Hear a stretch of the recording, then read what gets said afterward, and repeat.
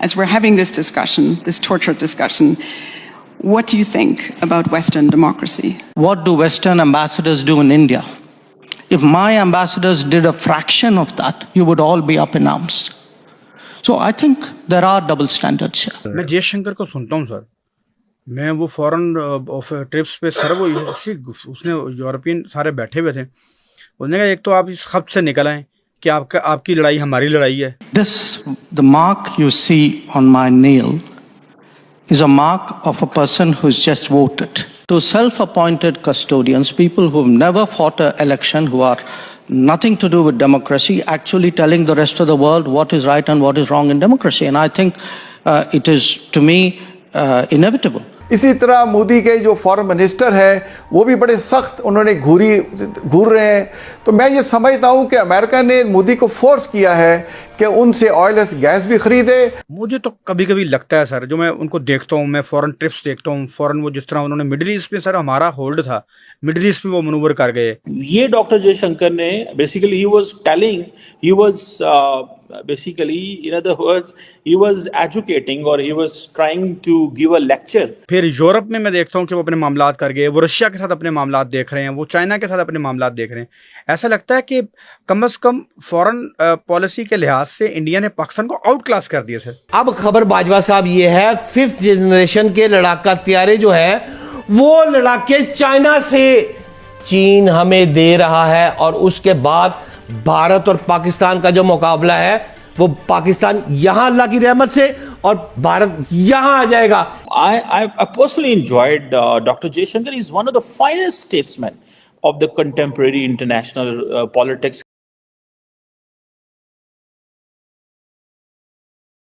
अपनी जगह पे दुरुस्त होंगी, लेकिन अगर आप जरा थोड़ा सा गौर कर लेना कि इस वक्त हो क्या रहा है. वो होता है ना, पाकिस्तान में सियासी शतरंज की बिसात बिछ गई, हुण दुनिया की सियासी शतरंज की बिसात बिछने जा रही है. अगर मोदी अमेरिका है तो पाकिस्तान में तुर्किया, अगो चाइना, अगो रशिया. आप एयरपोर्ट पे जरा गौर फरमाएं कि प्रेसिडेंट ऑफ पाकिस्तान आसिफ जरदारी और प्राइम मिनिस्टर तुर्किया के सदर को लेने पहुंच गए हैं. ये मतलब है इज्जत की इंतहा है. इसी तरह सदर मुमलिकत जब चाइना जाता है वहां इज्जत मिलती है. लेकिन खबर क्या है? खबर बाजवा साहब यहां पर यह आती है कि भारतीय वजीर आजम जो वहां पर इस वक्त गए, और भी बड़े से उनके लेन देन थे, उन पर टैक्सेस भी लग रहे हैं, लेकिन असल में जो तकलीफ है ना वो है अमरीकी सदर से मांगे जा रहे हैं 35 लड़ाका तैयारों समेत जदीद दफाई आलात भारत को मिलने की उम्मीद जो नहीं है. उसका सारा प्रॉब्लम जो है वो मसला पड़ा हुआ है. मैं यहां आपको बताता हूं बाजवा साहब हो क्या रहा है जी. अब एक साइड पर पाकिस्तान जो पहले ही फजाई तौर पर ना भारत से हमेशा ही अल्लाह की रहमत से एमएम आलम से शुरू कर ले, हुण भैन चाह दा घुट पी के साडे कोलों गए ने, अभिनंदन. अभी यहां हम खेल रहे हैं. अब क्या हो रहा है?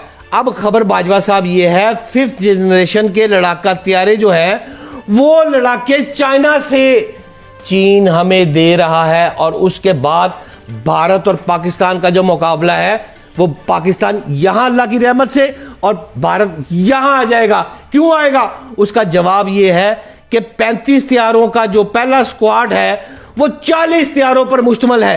ये पाकिस्तान में लैंड करने वाला है, और यहां पर दर्जनों अफराद ऐसे हैं जो इस वक्त चाइना में हमारी ट्रेनिंग दे रहे हैं.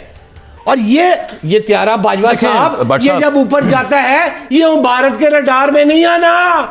To self-appointed custodians, people who've never fought an election, who are nothing to do with democracy, actually telling the rest of the world what is right and what is wrong in democracy. And I think it is, to me, inevitable that it will be challenged.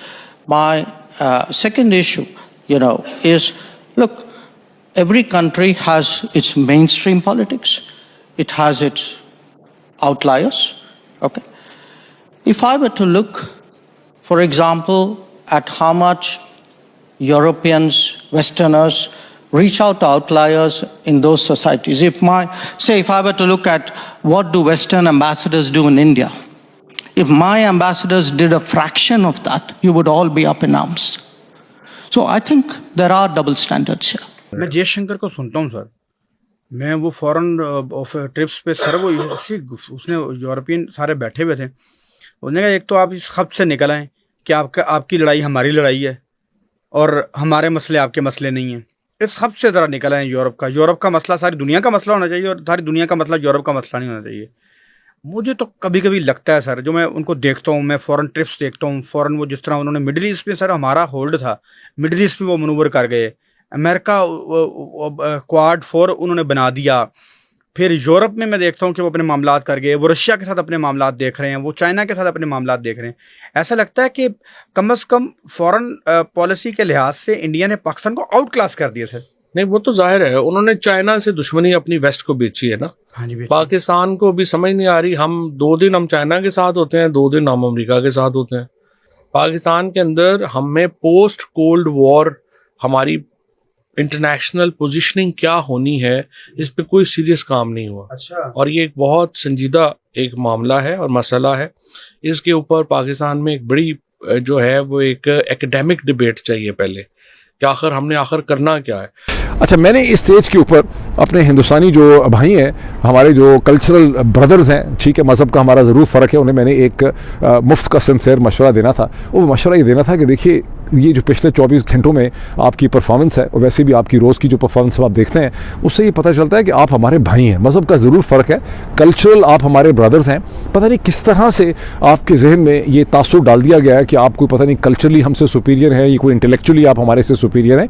ये सारी आपकी निस्बतन बेहतर performance दुनिया में नज़र आती है, ये आपकी पॉपुलेशन के साइज़ की वजह से है और उसी वजह से आपकी इकॉनमी का भी साइज़ है। वरना आपकी $4 ट्रिलियन की इकॉनमी है और वहाँ पर चीन की 19-20 ट्रिलियन डॉलर की इकॉनमी है, वो मुसलसल आगे बढ़ रही है, आबादी आपकी बराबर है। हालांकि चीन जो है, जब 1948 में चाइनीज़ रिपब्लिक ने अपना कम्युनिस्ट जो रिपब्लिक ऑफ चाइना है, उसने अपने सफ़र का, पीपल्स रिपब्लिक ऑफ चाइना ने अपने सफ़र का आगाज़ किया, तो वो कम अज़ कम भी 50 बरस से वहाँ पर एक खौफनाक सिविल वॉर, मार धाड़ हो रही थी, जिसके नतीजे में उनका सारा स्ट्रक्चर जो है वो तबाह हुआ और मिलियंस ऑफ लोग जो हैं वो मर गए। बॉक्सर्स वॉर जो है ना 19th सेंचुरी की चीन में, उससे लेकर नेशनलिस्ट रिबेलियन, फिर उसके बाद जापान का इन्वेजन, फिर उसके बाद कम्युनिस्ट स्ट्रगल, तो उसमें उनकी तमाम सिविल वॉर का वो टाइम पीरियड है।